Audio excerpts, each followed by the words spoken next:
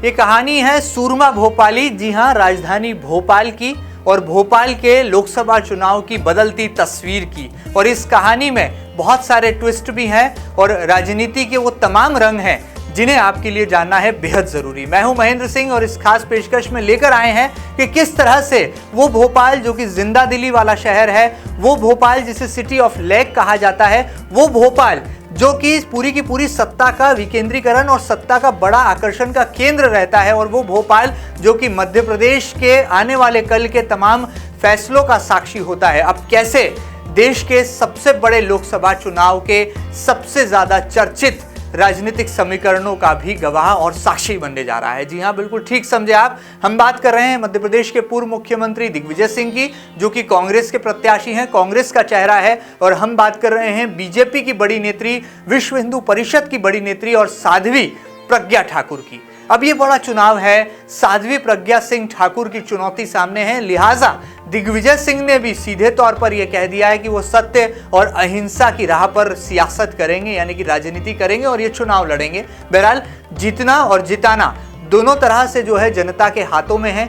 क्या भोपाल की जनता साध्वी को चुनती है भोपाल का नया सांसद, या वो दिग्विजय सिंह को एक मौका देती है? लिहाजा समीकरणों के खेल में कहीं ना कहीं शह और मात का खेल भी छुपा है। यही वजह है कि अब दिग्विजय सिंह ने ऐलान कर दिया है कि वो आने वाले दिनों में एक पदयात्रा पर फिर निकलने वाले हैं। जी हाँ, चिंता में मत आइए, दरअसल ये पदयात्रा उनकी भोपाल की सूरत और सीरत बदलने की है, भोपाल की तस्वीर बदलने की है। और दिग्गी राजा ने यह तय किया है कि वो सीहोर से राजधानी भोपाल तक पैदल निकलेंगे, जनता से संवाद करेंगे और चुनाव की बात जनता के दिल तक पहुंचाएंगे। क्या है पूरा मामला और इस पद यात्रा के क्या है सियासी मायने? सबसे पहले देखिए एमपी न्यूज की ये खास रिपोर्ट। अपनी खास पहचान रखने वाली राजधानी भोपाल अपनी एक राजनीतिक विरासत भी रखती है। इस बार लोकसभा चुनाव में भी यह सीट चर्चा का केंद्र बनी हुई है। कांग्रेस के लिए राजधानी भोपाल की सीट अभी भी अभेद किला बनी हुई है, जहां 30 सालों से पार्टी को जीत नसीब नहीं हुई है। अब पार्टी को पूर्व सीएम दिग्विजय सिंह का ही सहारा है।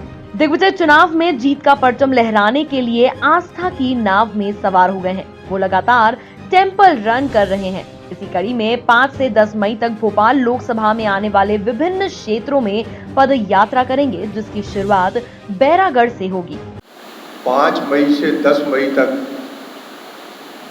बैरागढ़ से बिसरौल तक दिग्विजय सिंह जी पद यात्रा करेंगे और उसमें 2 चरणों में होगी। उसमें शहर और ग्रामीण दोनों को सम्मिलित किया है।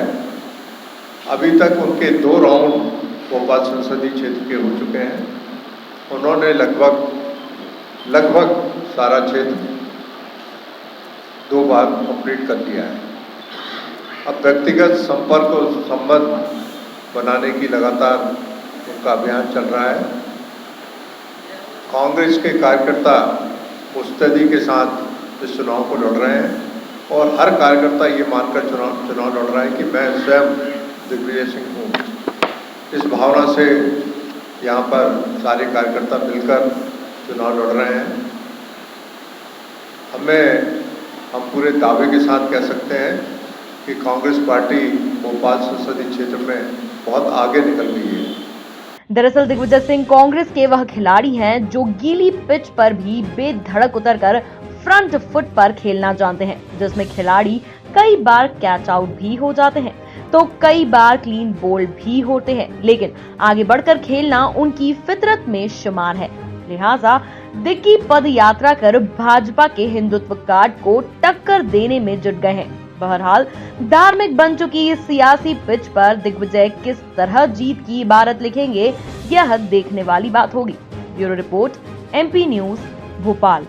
चलिए, ये सुहानी शाम है और पीछे का नजारा ये कुछ कहता है कि राजधानी भोपाल को जरूर राजनीति का बड़ा केंद्र भी कहा जाता है, लेकिन यही भोपाल की जनता है जो कि सूझबूझ के साथ अपने नए नेतृत्वकर्ता यानी सांसद का चुनाव करने वाली है। लिहाजा बार बार दिग्विजय सिंह कह रहे हैं कि वो मंदिर भी जा रहे हैं, मत्था भी टेक रहे हैं, लेकिन भोपाल के विकास की बात भी दिग्विजय के साथ ही होने वाली है, यह कहना है कांग्रेस के प्रत्याशी दिग्विजय सिंह का। लेकिन अब वो पदयात्रा पर निकलेंगे, क्या सियासी समीकरण बनेंगे और क्या साध्वी प्रज्ञा ठाकुर के सामने आने के बाद दिग्विजय सिंह को अपना चुनावी पैंतरा बदलना पड़ेगा। तमाम जानकारियां लेते हैं और जुड़ते हैं एमपी न्यूज के रिपोर्टर राहुल पटेल से। राहुल, जरा बताइए, दिग्विजय सिंह जी की यह पद यात्रा क्या सियासी संदेश लेकर निकलने वाली है, और सीहोर से जब भोपाल आएंगे दिग्गी राजा तो क्या सियासी पैगाम लेकर आएंगे?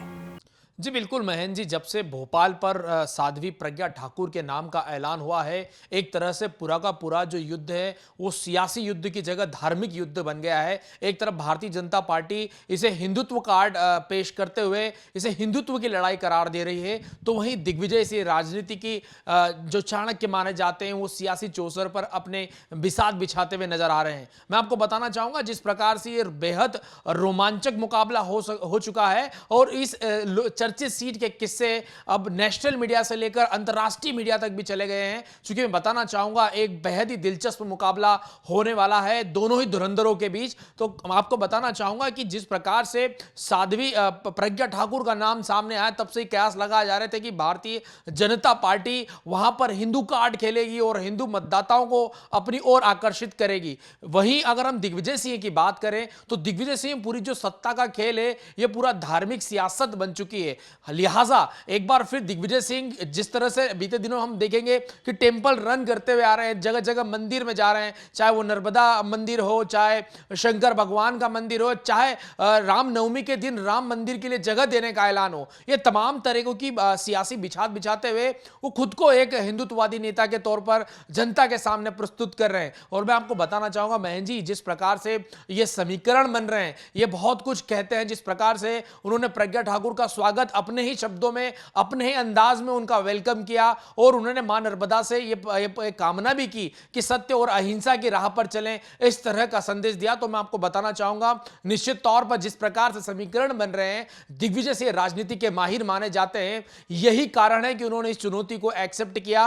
और जब से साध्वी प्रज्ञा का नाम सामने आया है, उन्होंने एक बात जरूर अपने माइंड में बिठा ली है कि उनको भी एक धर्म की सियासत करना है। लिहाजा कल ही उन्होंने ऐलान किया है कि 5 मई से लेकर 10 मई तक वो पैदल यात्रा करेंगे। मैं आपको बताना चाहूंगा बहन जी, इसके पहले भी उन्होंने नर्मदा यात्री पग पग नाप दी थी नर्मदा परिक्रमा को, और उसके बाद 15 साल बाद कांग्रेस की सत्ता में वापसी हुई थी। उनको इस बात का इल्म है कि नर्मदा यात्रा उनके लिए कितनी लक्की है। लिहाजा एक बार फिर वो पदयात्रा के लिए निकल चुके हैं।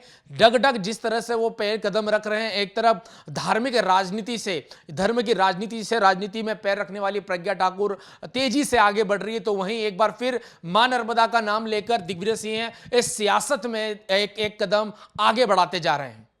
चलिए राहुल, बहुत बहुत शुक्रिया। लेकिन एक सवाल यहां पर मेरे जहन में उठता है कि क्या साध्वी प्रज्ञा ठाकुर के सामने आने के बाद ही दिग्गी राजा को यह पदयात्रा का फैसला लेना पड़ा, और ये वही दिग्विजय सिंह है, ये वही दिग्गी राजा हैं जिन्होंने नर्मदा परिक्रमा भी पदयात्रा के रूप में पूरी कर ली है। तो क्या दिग्विजय सिंह को पता है कि उनकी जीत का जो रास्ता है वो पैदल सड़क से ही होकर निकलेगा, और इस जीत के यात्रा पर क्या वाकई में उनकी ये जो पदयात्रा है किस तरह से नई कहानी को रचती गढ़ती नजर आती है?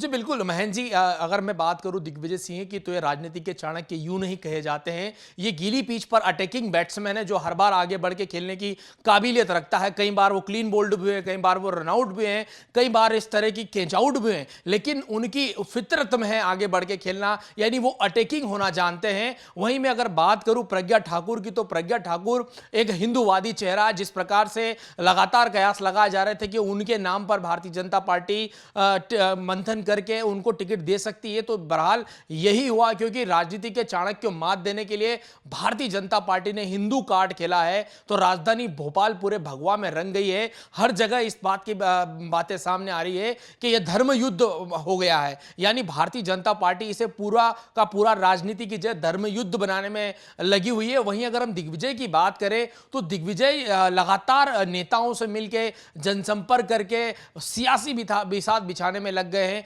किस नेता से क्या बात कर कैसे वोटों को अपनी तरह आकर्षित करना, इस तरह की जुगत में लग गए। मैं बीते दिनों की अगर बात करूं तो अगर जैन समाज का कोई बड़ा जुलूस था वहां भी उन्होंने शिरकत की, इसके पहले सिंधी समाज के कार्यक्रम में शिरकत की। तो ऐसे में जो सियासी समीकरण है, सरकारी कर्मचारियों की भी बात करें महेंद्र जी, बीते दिनों एमपी न्यूज ने बड़ी प्रमुखता से बताया था कि सरकारी कर्मचारियों से उन्होंने माफी मांगी। तो ये जो तमाम तरह के समीकरण हैं, तो जो सत्ता की जो जिसको चाबी कहा जाता है, जनता जनार्दन जनार्दन का मत।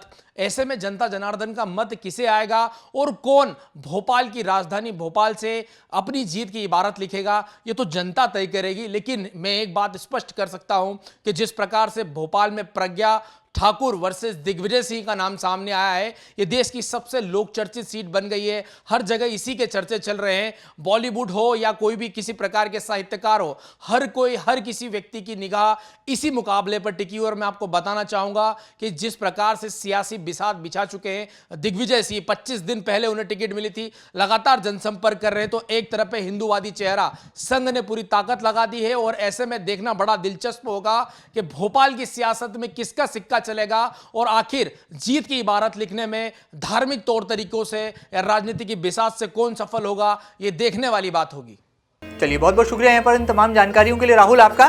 तो सीधे तौर पर कहा यह जा सकता है कि भोपाल की जनता तय करेगी कि अगला नया सांसद कौन होगा और दिग्विजय सिंह की पदयात्रा का कितना प्रभाव इस भोपाल पर पड़ने वाला है, यह भी हमें साफ हो जाएगा 23 मई की तारीख को। लेकिन इतना जरूर है कि देश में सबसे ज्यादा चर्चा मध्य प्रदेश की किसी सीट की हो रही है तो वो है राजधानी भोपाल सीट की, जहां पर सीधी टक्कर दी है साध्वी प्रज्ञा ठाकुर ने, जो कि बीजेपी का चेहरा है, और सामने चुनौती है कांग्रेस के चेहरे दिग्विजय सिंह की, जिन्होंने 10 साल इस मध्य प्रदेश में मुख्यमंत्री की भूमिका निभाई है।